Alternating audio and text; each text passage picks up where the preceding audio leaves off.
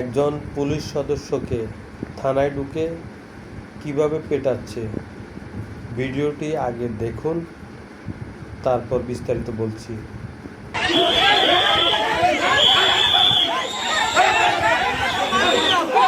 ভালো মানুষের জন্য যদি হয়তো তাইলে হয়তো সুরের জন্য আইসা আমাদের সহকর্মী কি অপরাধ করছে আমাদের সহকর্মী।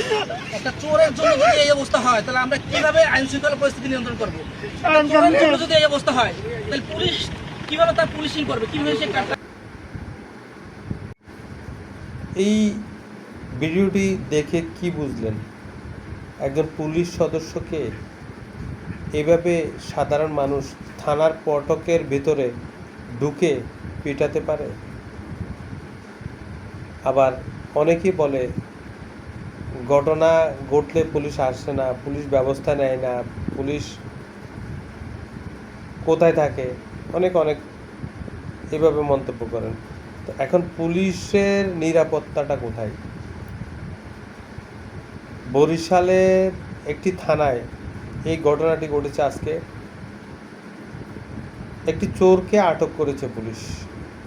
ভিডিওটিতে বলেছে চোরকে আটক করার পরিপ্রেক্ষিতে তার অভিভাবকরা মব সৃষ্টি করে গুজব ছড়িয়ে যে তাকে মেরে ফেলা হয়েছে, এইভাবে গুজব ছড়িয়ে প্রায় শখানেক এলাকাবাসী থানায় হামলা চালান এবং থানায় অনেককে পিটান, ডিউটি অফিসারকেও পিটান। 6 জন পুলিশ আহত হয়ে হাসপাতালে ভর্তি আছেন। এই ধরনের একটি তাণ্ডব যদি চালান, আইনের প্রতি যদি আপনারা শ্রদ্ধাশীল না হন, আমরা সবাই যদি আইনকে শ্রদ্ধা না করি, তাহলে আইনের গতিতে চলবে কিনা? হ্যাঁ, পুলিশেরও কিছু দোষ ছিল অতীতে, আছে, এখনও আছে।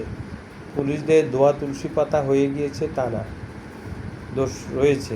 তবে যে ঘটনাটি ঘটেছে, একজন চোরকে পুলিশ আটক করে নিয়ে এসেছে, এটি গুজব ছড়ানো হয়েছে, তাকে পিটিয়ে মেরে ফেলা হয়েছে থানায়। এই গুজব সত্যতা যাচাই বাছাই না করে গুজবে কান দিয়ে মব সৃষ্টি করে এভাবে পুলিশকে পেটানো সভ্য সমাজের মানুষ কি করতে পারে কিনা, এটি আপনাদের কাছে প্রশ্ন। আপনারা পুলিশকে পেটাবেনও, আবার পুলিশের কাছ থেকে ভালো কিছু আশা করবেন, তা তো হয় না। পুলিশকে কাজের প্রায়োরিটি দিতে হবে, পুলিশ স্বাধীনভাবে কাজ করতে হবে, আইনের প্রতি শ্রদ্ধাশীল হতে হবে সকলে। আপনি সকলে আইনের প্রতি শ্রদ্ধাশীল হতে হবে, আইনকে আইনের গতিতে চলার সুযোগ দিতে হবে। আপনার এ ধরনের মব সৃষ্টি করে পুলিশকে মারার রাইট রাখেন না তো।